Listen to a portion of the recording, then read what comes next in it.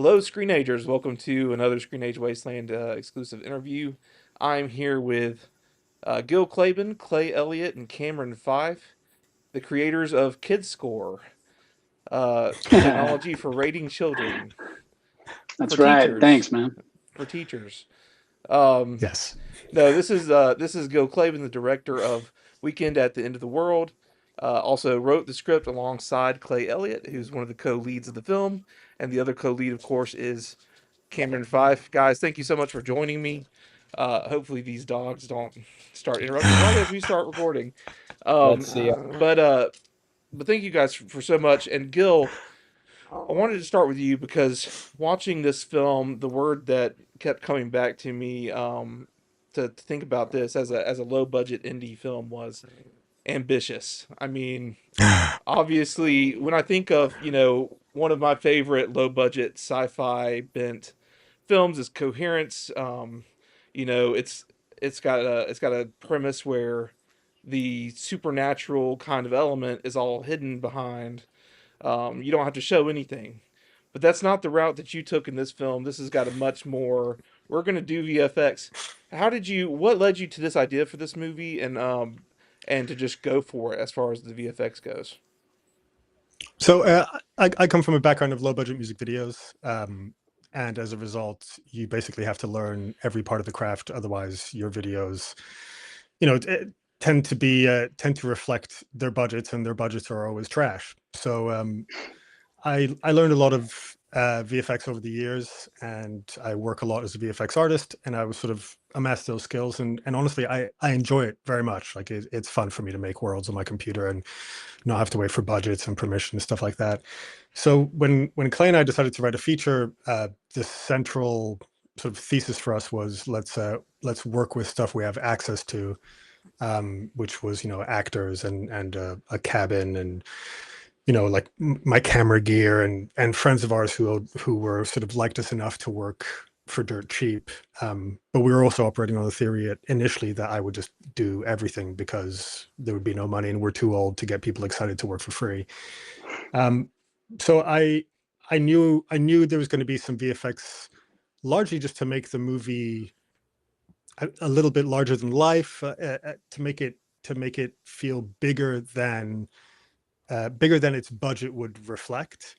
Um, so we wanted to make it genre, we wanted to make it horror, and my skill set is certainly limited. So like I knew I couldn't create like a photorealistic monster. I knew I couldn't do like ragdoll physics and have body parts ripped off and all that kind of stuff. So we lent into effects that sort of steer more towards image distortion rather than full-blown 3D crazy animations. And also for my personal sort of nerdy sci-fi preferences, stuff that explores like sort of the edges of reality and yeah, things that I hadn't seen so much and I wasn't tired of seeing in movies. I wanted to create the allness, this realm between realities, rather than just like, oh, here's a realm where Carl has a mustache and here he is and he's a frog. Just we wanted to do something different but still manageable for me to theoretically execute by myself on a computer. Now, one of the VFX that's less of the digital, I guess, effect, um, to me, maybe the most effective of the bunch. Um, when Meemaw is resurrected, which is a joke that's in the trailer. How did you come to that design? Because that was very effective in my opinion, with the face. So again, I was kind of leaning on stuff I knew I could do. So I know I could do what's called mesh tracking, where you basically track all the contours of a face and you can create something over it, and then it would react sort of responsively to how the face moves. And we were trying to think of something that was really, really horrifying, but within our reach, both from like a budget and a time and a VFX perspective. And so I can't remember what led to us landing on facelessness, but it just seemed like something that was feasible for us to pull off, like to get a sheet of skin, maybe poke holes in it, and then paint out those holes. Um, and it also felt like something we hadn't seen. And the hardest thing to do is there's access to a lot of equipment and special effects prosthetics and stuff that exists because it's popular. It's very, very hard to get stuff that doesn't exist and hasn't been done before. So it felt like something novel, absolutely horrifying, but within our grasp. So, but that really was uh, Brenna Hockadal and Lee Cameron. Help me out. What's Lee's last name? Lee Mater. Lee Mater. That is real prosthetics, and all I ended up having to do VFX wise was painting out the mouth cut until she did the cut, which is really just four very quick shots in which I painted out the opening. Awesome. Well, that was just really effective. The with the dot eyes and then drawing the Yeah, face. It was great comedy we and were. also very Well, I was gonna disturbing say, at the like, same time. we were gonna paint out the eyes, and they were just there for so that Troyan could see. But then when we started looking at it, I was like, that just looks like an ocular nerve that's looking for its eyeball, and that is just so disturbing. And we decided to keep it. It really was fun. Clay, you're a writer on this, and it said in the press materials that it's your first feature film as an actor. Um, where how did this process go as far as you coming on to write it? Were you on from the very beginning, and then at what point was it like I'm this part is for me, or was that something where that just kind of developed later on? Yeah, I mean, well, I would say like Gil and I have known each other for quite a long time. We met back in 2010, kind of fortuitously. We met basically just out and about downtown. I met our DP Aaron Grasso, who's also brilliant and involved. But I met him basically at a bar. We were kind of I was just out of college. And we met. He had a dog. I was like, cool dog, and, and we started talking. And he basically said that he was a filmmaker without anything to shoot, and I was an actor who had written some things and no one to shoot them. And we kind of just said, hey, let's get together and shoot some stuff. And I'd been doing mostly kind of sketch comedy, that sort of thing. And so we shot what was we'll call it like it's a genie sketch, basically a genie. Someone finds a lamp, brings a genie back to the world, and all wishes are very anti-genie and kind of tortures this character. But yeah, he brought Gil over, and it was just like ended up being like the most fun experience.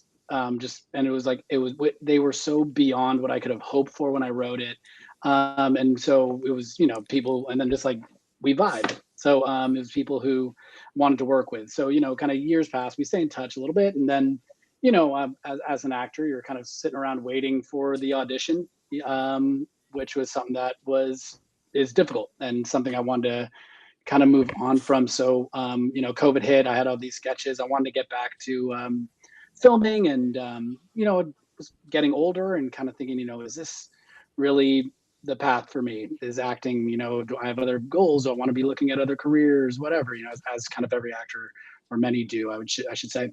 And I got back in touch with Gil, and do you want to film some stuff? That was the best. And Gil immediately was like, of course, let's do it. So we shot a couple sketches, and just kind of that was reminded just how amazingly talented that he is, how well we work together. And I'd kind of then over the time, kind of talked to him about this kind of feeling of like, I don't know if I want to hang it up. I have other, again, is this the right path? And Gil very much like, you got to do what you got to do.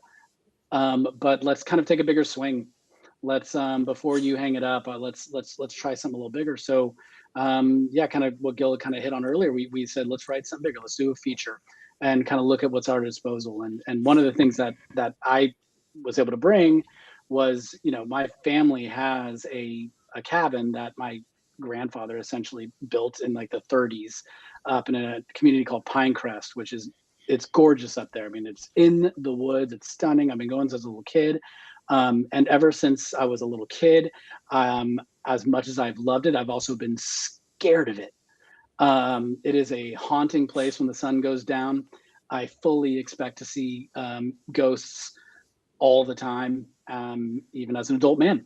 So that was a place that we thought, okay, this is free at our disposal. So it kind of lends itself obviously to that kind of horror, but comedy is really our language. So it became the jumping off point. And so And then we just realized writing that Gil and Spencer McKernan, who was the other writer on this, are just two people who we just we know each other very well. We know each other's sense of humor, and we make each other laugh. And that kind of became what this was: writing from a unique perspective, from our perspective, trying to make each other laugh.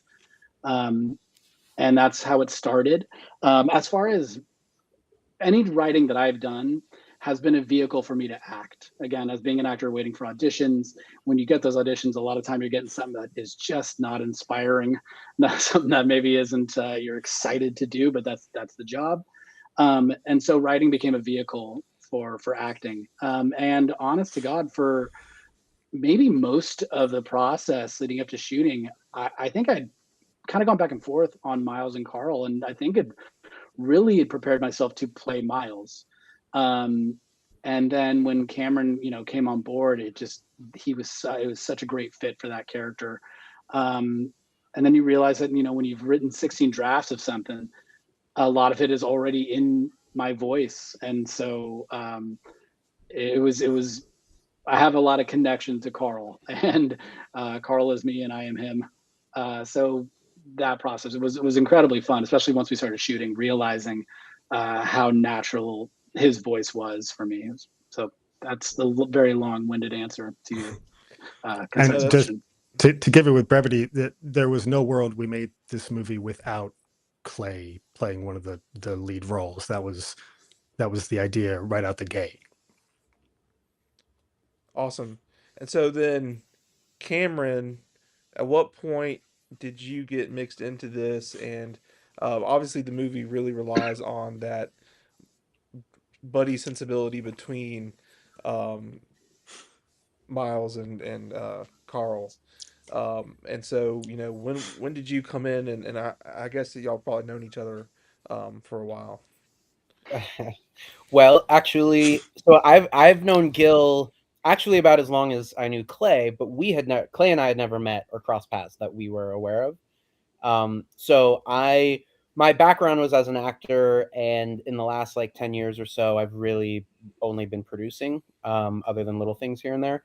And so Gil reached out to me. I had kind of lost touch with him, and we hadn't talked in probably 10 years or so. And he reached out to me on Instagram and was like, "Hey, I see you've been producing a lot. I have this movie I'm trying to get made. Would you be willing to take a look and maybe help out?" And we met for coffee and we talked about it. And I was like, "Look, I'm super busy. I don't, I'll read your script. I don't know what I can do. I'm trying to make my own projects, whatever." And he was like, "Yeah, yeah, cool. I'm just kind of reaching out, like whatever we can do to figure this thing out." And for whatever reason, the next day I had an extra minute and I started reading it. And then I read the whole script in one sitting. And I was like, this is super fun. And definitely something I would want to do. And I had been recently thinking that I wanted to get back in front of the camera, but I, didn't really want to have to audition or like try hard. I just wanted to like be cast in my made or my friends made. So I was like, oh, here's a perfect opportunity. So I called Gil the next day and I was like, hey, I just read the script and I'm, totally in. I think it's great. I'm down to produce this regardless. But what's the deal with casting? He had mentioned Clay when we met, but I didn't really, absorb that it was written for him. And of course, I just assumed like, oh, they're gonna try and go after like a big star for the other role. I just didn't really know. I also didn't know which role Clay was playing. I was, I didn't know much about it. And so Gil explained, yeah, Clay's probably gonna play Carl, maybe Miles, but most likely Carl. And there is somebody, but we're not sure. We're we've been kind of on hold for so long that if this is happening, we have to make some calls. So basically, some calls were made, and and then I got the part. There was other things that happened too, but so it just worked out that they cast me as Miles, opposite Clay. And then the really crazy thing that happened was, as Clay and I started meeting and talking, we found out we're from the same hometown. We both play sports and play in rec leagues and are big in that community. We're big sports fans and we like the same teams, the Warriors and the 49ers. And also Clay went to USC, and his class, I just so happened to be friends with a bunch of people in his class and the class before, the class after. So, there's a whole community built in that I already know. So we kind of already had a built-in base for friendship. And so then you know, as things progressed and moved fast. I mean, that I there he is.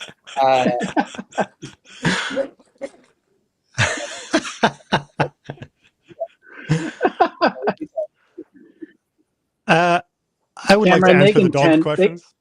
Cameron, they can tell you're full of shit. I know. 3 weeks in life.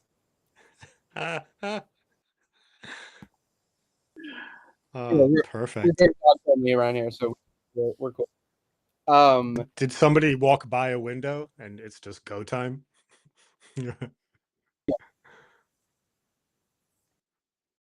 Usually when I'm using this, I'm live, so I'm like, oh man, but I can just cut this out. This barking fit. I mean, we're gonna reference it in every answer afterwards, but yeah, it's yeah. So as I was saying, when the dog's barking, no, so yeah, so basically, Clay and I kind of already had a built-in foundation, and then, you know, that initial conversation with Gil was in June, and really by within a month, we were basically prepping. We had, you know, put the bat signal out to friends and family, started to raise money, started to put together the kind of infrastructure to, you know, to build this out, and then it just came together really fast. And during that time, Clay and I started meeting, hanging out, you know, working on the project, but then also just kind of hanging out. And then we discovered, you know, we were meeting to rehearse, but then we kind of discovered that, especially in those early days, more important than rehearsing was just like hanging out and getting to know each other to kind of build that foundation. So it is definitely a compliment to say, like, you know, that we look like we've known each other for forever, because we really hadn't. We really had just met when we started rehearsing and prepping. Yeah, I mean, you definitely pulled off the vibe that Carl was constantly getting pulled along by Miles into things. Um, I wanted to ask Gil about Thomas Lennon in particular because obviously maybe the most recognizable name in the cast.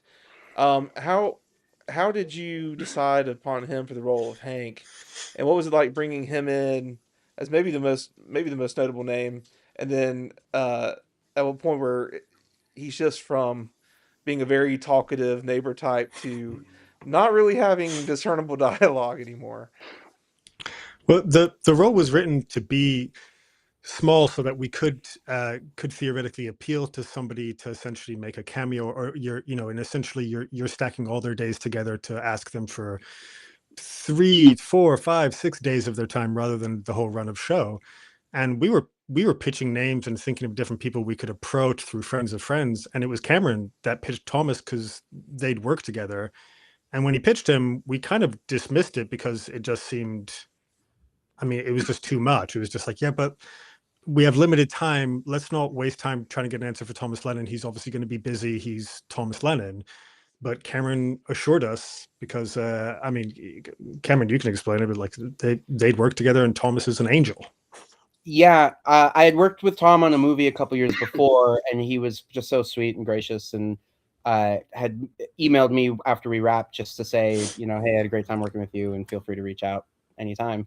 So I did, and I reached out to him a lot, and there was a couple of projects that I sent him that he was definitely interested in, but then schedules didn't work out, so we didn't do it together. But he came to a table read we did, and you know, we were just kind of in touch over the years, and I would run into him sometimes at events and stuff. And so yeah, so when they, you know, when we started talking about casting, and I said who would be, you know, ideal for this, and they were like, oh, I don't know, I mean, the dream scenario would be somebody like Thomas Lennon. And I was like, oh, I know Tom. And they were like, oh, do you think he would do it? And I was like, honestly, yeah. And they were like, no way. And so I No emailed Tom. way.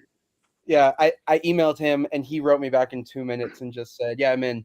And so I just screen capped it and I sent it to them, and I was like, yeah, Tom's in. And they were both like, no, it doesn't work that way. Like how is that possible? And I'm like, I don't know, Tom's cool. He's down. And so, and he was. And Gil kept being like, wait, has he read the script? Like, have you talked to him? Like, does he know? And I was like, no, he doesn't know anything, but you know, he seems to be available, and we worked together once 6 years ago, and we had a good time. And so he's like, all right, I can trust this guy. And I don't know, but so we got him. Well, I mean, obviously he was the perfect fit for Hank, the character that existed before things happened, and then he gets to have fun with the change in dialogue where it goes from being a very chatty character to very quickly being a very different kind of thing. Um, yeah. So this did I read in the press materials? This was filmed over was it 12, 21 days? 12 days, 12-hour days, no overtime. Wow. So yeah, that was and how big was the crew? I think at its most swollen, was it like 27? Like on days where we had like a steady cam op and needed somebody extra to help Troy and walk because she had no face and couldn't see. I think at our biggest, we were 27 people. Yeah, 25 to 30, and yeah, it fluctuated. We brought in like more props people a couple days when there were prop heavy days, and yeah, we navigated as we needed to, I guess.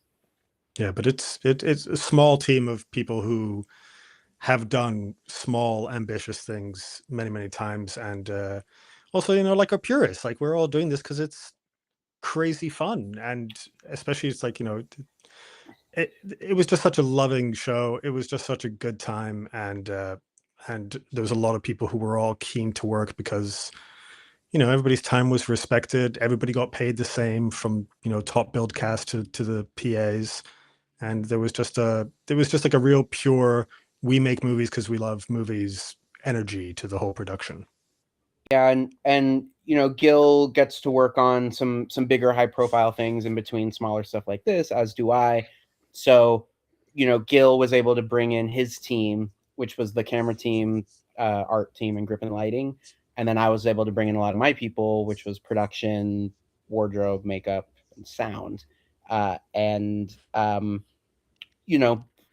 the guys I work with who are also my friends know that, this week is a low budget indie movie, but next week is going to be a union comedy special or a commercial or something bigger. So, and I think it's the same with Gil's folks. So everybody's down. They're like, cool, I'm not working this week or these 12 days or whatever. So yeah, and obviously that's how these movies get made. You cannot make an indie movie without skilled labor who are extremely talented and willing to work well below what they're worth because they know that that's the only way to get stuff like this made. It's another I think good lesson in just like treating people right, and like doing this for the right reasons and stuff. Because again, like Gil and Cameron built these relationships with these individuals over years, and always having fun sets and doing things the right way.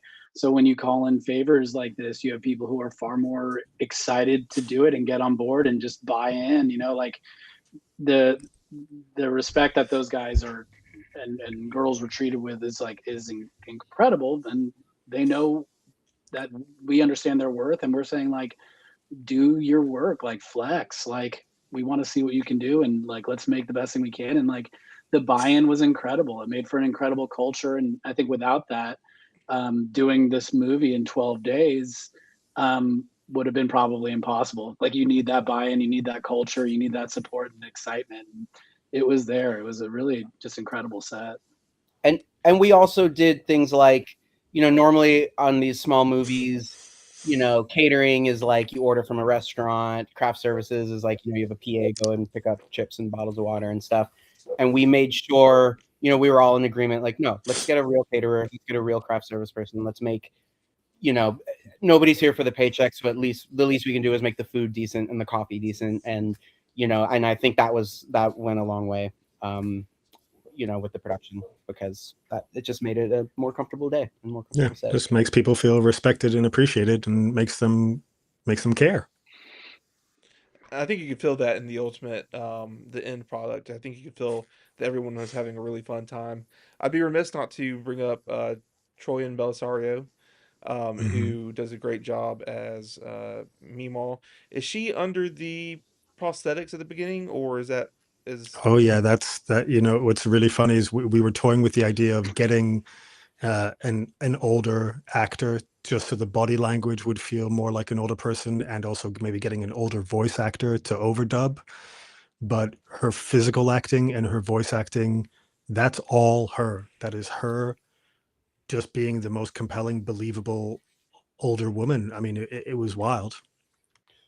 One of my pet peeves in movies and theater is when a young person plays an old person, and I feel like they always do the and like this affected voice, and that you just don't buy it, and I just never buy it. And so when the decision was made, oh, let's see, let's have it be Troyan, I was a little suspect. I was like, I don't know if that's gonna read. That always bothers me, and it doesn't. It's actually one of my favorite parts. And even from my first table read, I was like, oh my god, she gets it. Like and not only did she get it, but she worked. Like she had prepared. She came in. She had a very specific way of holding her body and a way of speaking, and yeah, I mean, Troyan was somebody that I went to USC with, and she was 1 year below me in that program, and someone who I just like respected so much. Like I would go see anything she was in at that time, and just always wanted to work with her because for all the reasons that they just laid out. I mean, she's just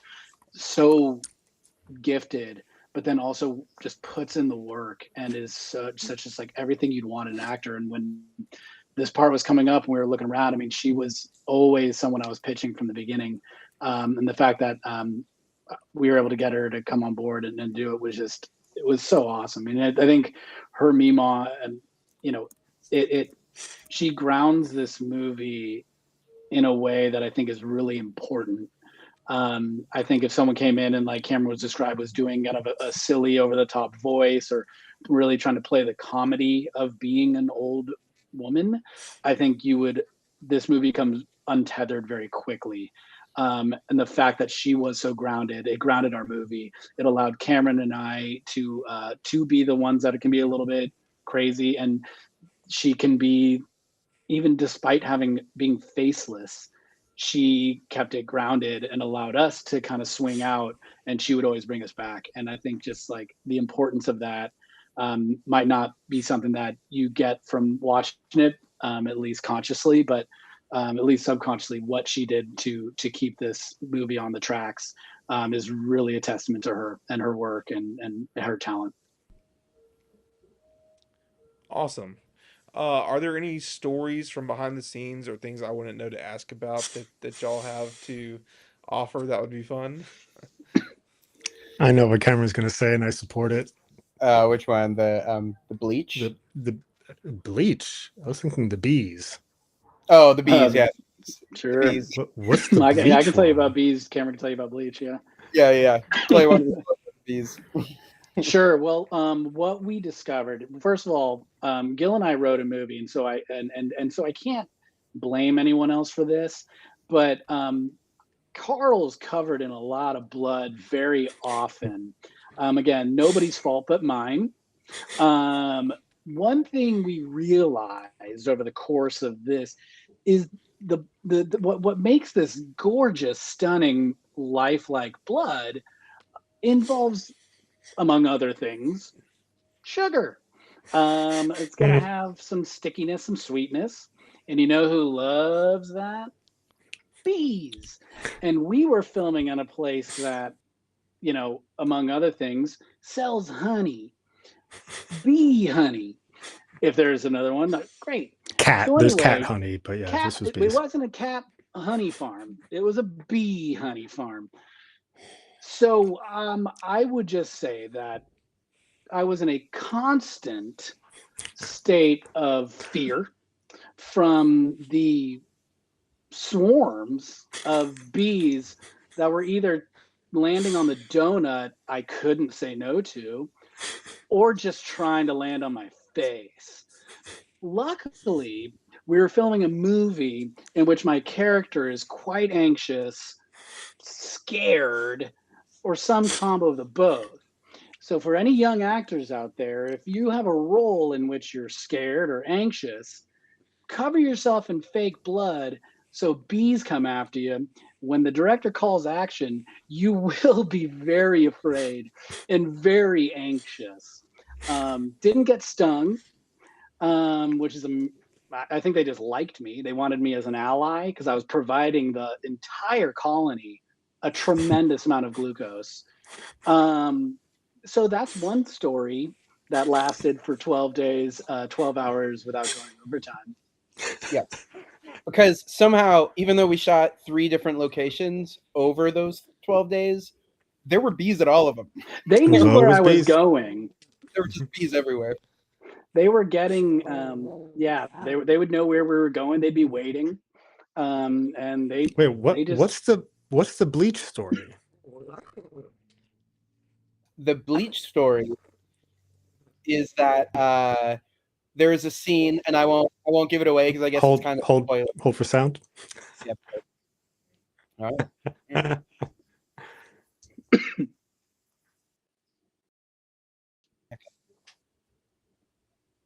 Okay. So without giving anything away, there's a scene where I have some like pretty intense makeup on that required like facial glue.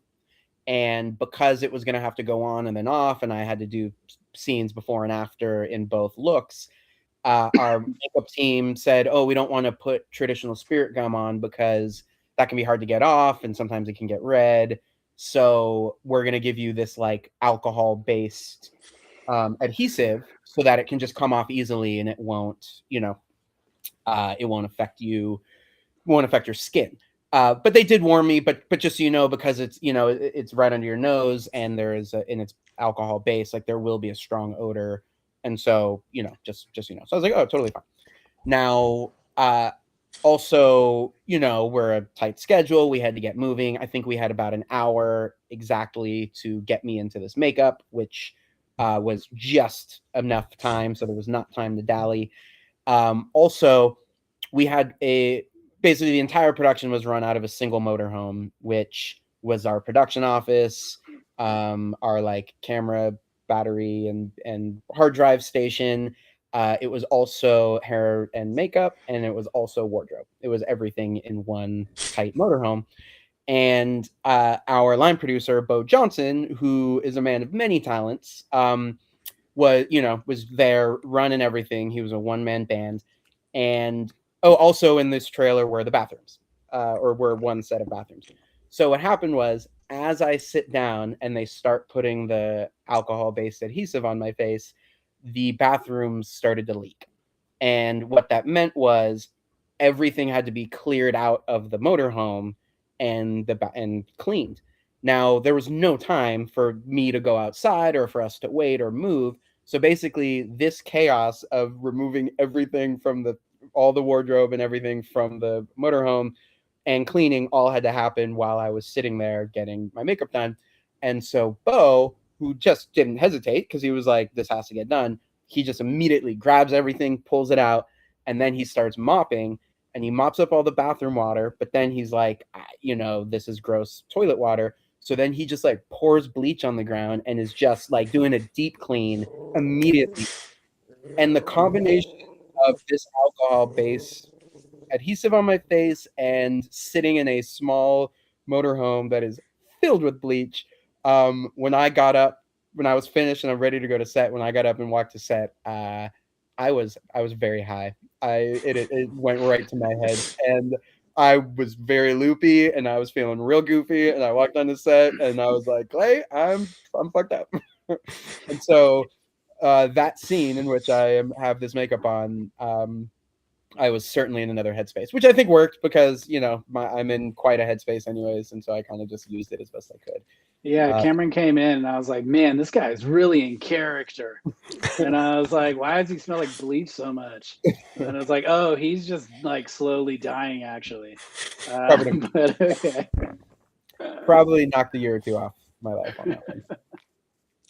Well, luckily those events happen to the right characters to enhance the headspace that you're already supposed to be in. So maybe Gil was playing tricks to get you into character behind the scenes. I mean, allegedly, that's a pretty wild accusation that you can't prove in court. I've heard that during the filming of Lincoln, Daniel Day-Lewis just covered himself with bees and bleach every day just to really. All the pros do it. It shows. Yeah. It shows. Yeah. Well, guys, it's been great talking to you. I got the screener of this movie. Is it available anywhere right now? I think is that digitally. It's going to come out on all the digital platforms on April 20th. Right now, it's available to pre-order on iTunes if you're that way inclined. It obviously has a massive, I mean, depends on when this episode airs. But yes, April 20th, it'll be available to rent and own everywhere. Awesome. well, you can check out Weekend at the End of the World on April 20th.